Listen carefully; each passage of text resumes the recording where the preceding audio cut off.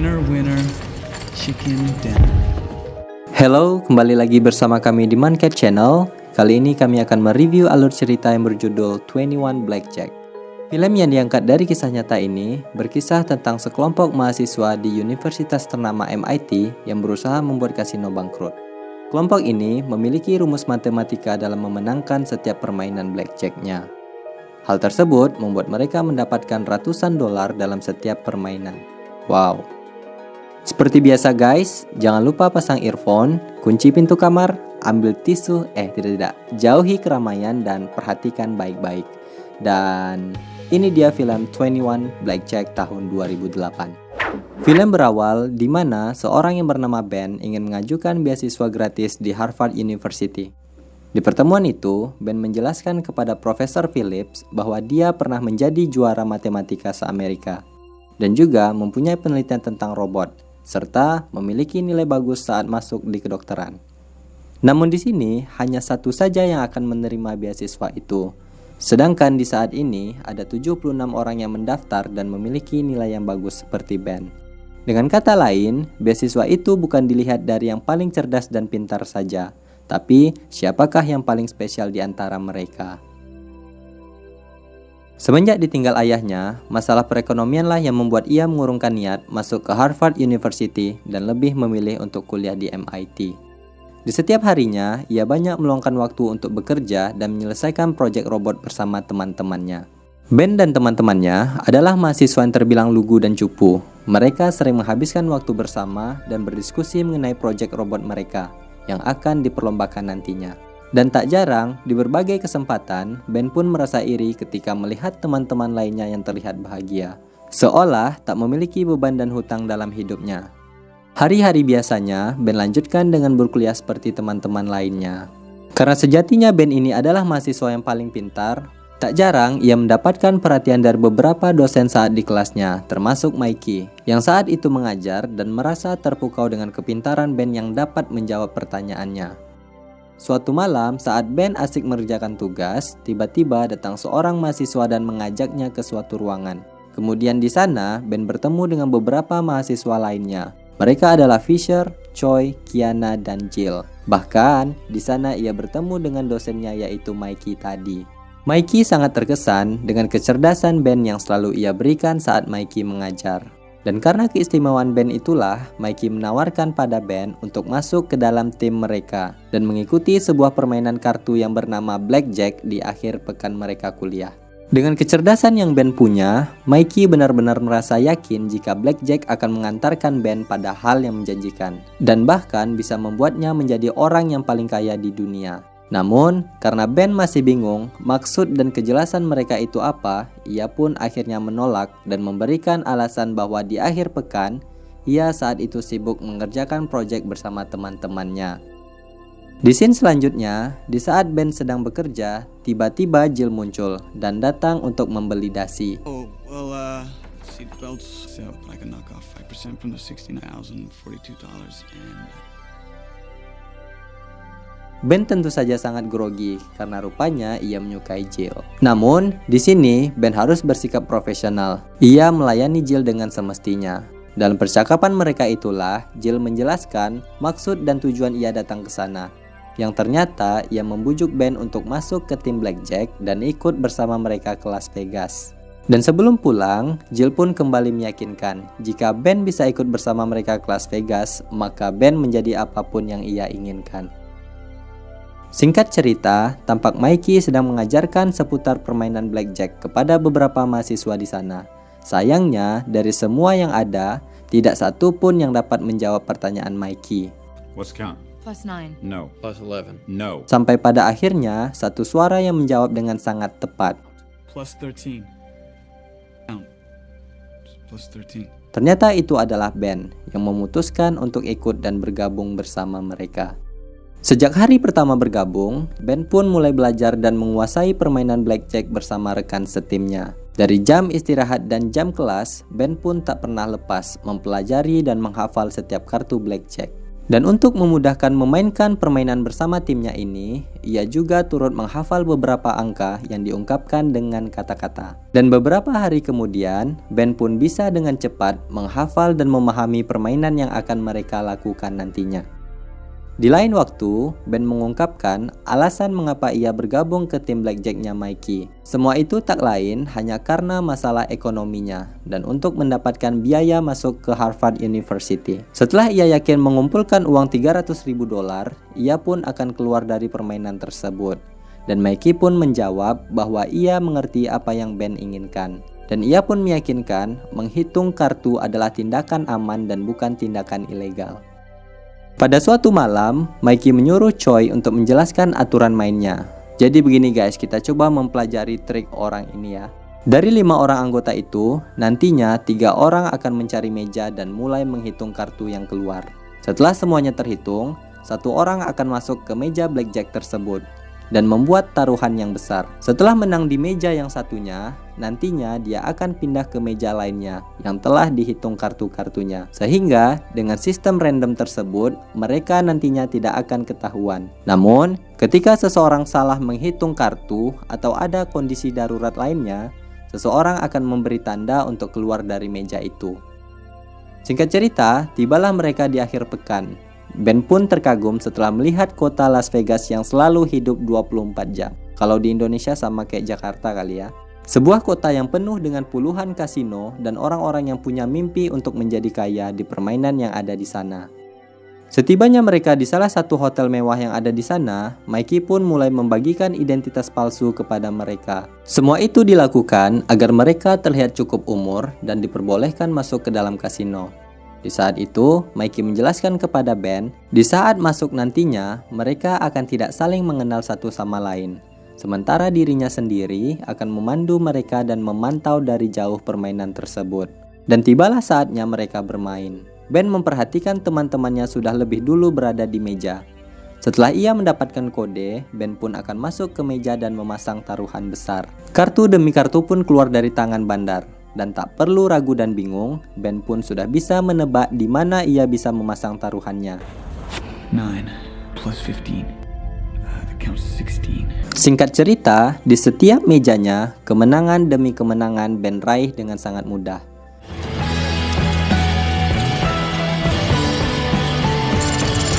Dan saat pagi datang, Ben pun keluar dengan kemenangan yang cukup banyak. Baru sebentar tertidur, sialnya Ben dibangunkan oleh Jill dan membagikan uang hasil kemenangan tadi malam. Serta Jill memuji kemampuan Ben bahwa ia berhasil menghitung kartu dan tidak pernah salah dalam permainannya. Ben sangat senang mendengarkan pujian dari orang yang ditaksirnya itu. Namun, ia mengungkapkan bahwa ia akan keluar dari permainan tersebut setelah berhasil mengumpulkan biaya masuk ke Harvard University. Selang waktu, Mikey pun mengumpulkan kelima anggotanya untuk memberikan pengarahan. Di sini, ia memuji kemampuan Ben yang tidak pernah salah dalam menghitung. Sementara Fisher mendapatkan teguran dari Mikey karena ia tidak pernah mau mundur di saat mendapatkan kode untuk keluar. Singkat cerita, malam pun tiba. Ben kembali ke kasino untuk permainan dan menunggu kode untuk memasang taruhan besar. Yesterday's history, tomorrow's a mystery. Di sisi lain, Cole, seorang pengawas perjudian, mendapatkan teguran dari pemilik kasino bahwa telah lalai dalam memantau permainan. Dan akibatnya, kasino itu pun rugi besar di malam kemarin. Setelah pulang dari akhir pekannya, Mikey mengarahkan Ben untuk tidak memberitahu siapapun tentang kegiatan yang telah mereka jalani. Bahkan, ia juga merahasiakan semua itu pada ibunya. Di saat itu, ibunya memberikan uang tabungannya untuk menambah biaya kuliah masuk ke Harvard University. Namun, Ben menolak uang tersebut dan mengatakan bahwa ia telah mendapatkan beasiswa kuliah gratis. Mendengar hal itu, tentu saja ibunya sangat bangga. Walau di dalam diri Ben, ia merasa sedikit tak tega. Tetapi, ia kini mendapatkan uang dengan mudah. Ia berharap uang tabungan ibunya digunakan untuk dirinya sendiri. Begitu juga terhadap teman-temannya. Rahasia itu pun ia tutup rapat dan lebih memilih untuk berbohong bahwa di akhir pekan ia pergi ke rumah bibinya dan lupa membawa ponsel. Di akhir pekan selanjutnya, Ben bersama timnya datang kembali ke Vegas. Ben pun sekali lagi bermain bagus dan mendapatkan uang dengan sangat besar. Bahkan beberapa kali ke Vegas, Ben tak menyangka bahwa ia telah berhasil mengumpulkan uang sebesar $100.000, yang mana kini ia tinggal mengumpulkan $200.000 lagi untuk bisa masuk ke Harvard University. Di Boston, Ben dan teman-temannya adalah mahasiswa yang sangat biasa. Namun, ketika di Vegas, Ben berubah 180 derajat. Apalagi ketika mendapatkan kemenangan di setiap permainannya. Ben bersama teman-teman bermain blackjack-nya mulai membelanjakan uangnya di sana. Dari membeli sepatu yang mewah hingga membeli pakaian bermerek dan mahal. Dan tidak hanya itu saja, mereka menikmati kota Vegas sambil pesta kecil-kecilan di dalam mobil mewah yang mereka sewa. Di sisi lain, kemenangan Ben dan teman-teman yang beruntun itu mulai dicurigai oleh Colt. Ia pun mencurigai Ben bahwa ia telah menghitung kartu di setiap meja. Dan si pemilik kasino pun meyakini bahwa Ben tidak sendiri bekerja dan ada orang yang membantu di belakangnya. Dan ketika minggu depan Ben datang untuk bermain lagi, si penjaga itu mulai memfokuskan CCTV ke meja yang Ben mainkan. Dan ketika itulah kecurigaan mereka mulai terbukti. Dari rekaman itu, kalau Kiana memberikan kode ke Ben untuk masuk ke permainan. Sementara itu, di saat permainan berlangsung, Fisher mulai berbicara dan mengolok-olok Ben untuk mengurangi konsentrasi Ben. Rupanya, Fisher melakukan hal itu karena teguran Mickey kemarin, yang membuat ia merasa kesal dan tersaingi ke Ben. Akhirnya, keributan pun terjadi di sana.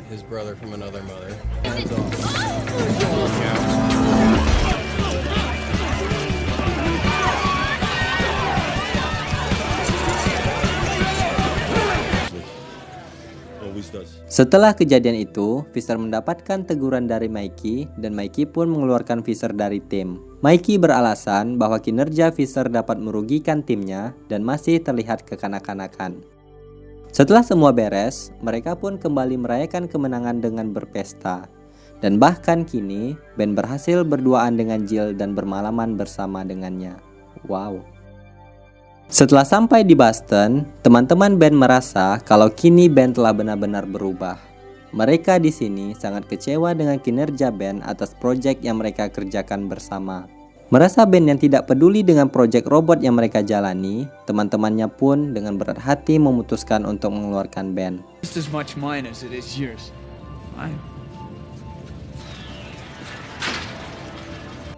Dan tiba di akhir pekan, permainan kembali dilanjutkan. Tapi setelah kejadian saat teman-temannya mengeluarkannya, membuat ia tak fokus untuk bermain. Bahkan saat Jill memperingati Ben untuk keluar dari permainan, ia tak menghiraukan kode tersebut di meja yang ia tak dapat hitung kartunya. Karena emosi dan kesalahan Ben itulah yang membuat ia kalah besar untuk pertama kalinya. Mikey di sini tentu saja sangat marah dan kecewa. Karena di malam itu, ia telah kehilangan uang sekitar $200.000. Dan Mikey menuntut Ben untuk mengembalikan uang yang telah hilang itu. Di sini, Ben pun menjawab bahwa ia tidak bisa membayar uang itu sekaligus, apalagi harus mengorbankan uang tabungannya. Namun, Mikey pun tetap kekeh dan menyuruh Ben harus membayar uang atas kekalahan di malam itu. Karena sangat kecewa kepada Mikey, Ben pun mengajak teman-temannya untuk bermain satu malam lagi dan menggunakan uang mereka sendiri sebagai taruhannya.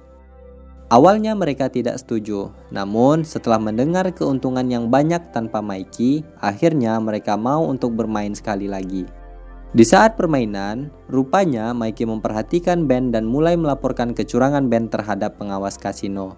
Hal tersebut membuat pengawas kasino yang awalnya udah curiga langsung bergerak dan menangkap Ben. Now why don't I believe that? Maybe you're just smarter than everybody else. See if we can't get you that chicken dinner. Oh, thank you. Let's go, Joe. Di saat itu, Ben dibawa ke sebuah ruangan dan dipukul habis-habisan oleh pengawas tersebut. Hingga terbongkarlah bahwa Ben adalah mahasiswa di Boston dan juga bersekongkol dengan musuh lamanya selama 25 tahun, yaitu Mikey.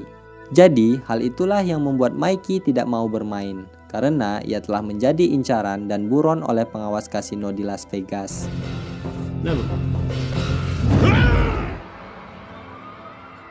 Setibanya di Boston, tampak penderitaan Ben belum usai. Di sini ia mendapatkan surat bahwa ia telah terancam di DO oleh kampusnya. dan bahkan uang tabungannya telah diambil semuanya oleh Mikey. Berbeda dengan kedua temannya, mereka berhasil memenangkan perlombaan di kompetisi robot yang telah mereka rancang.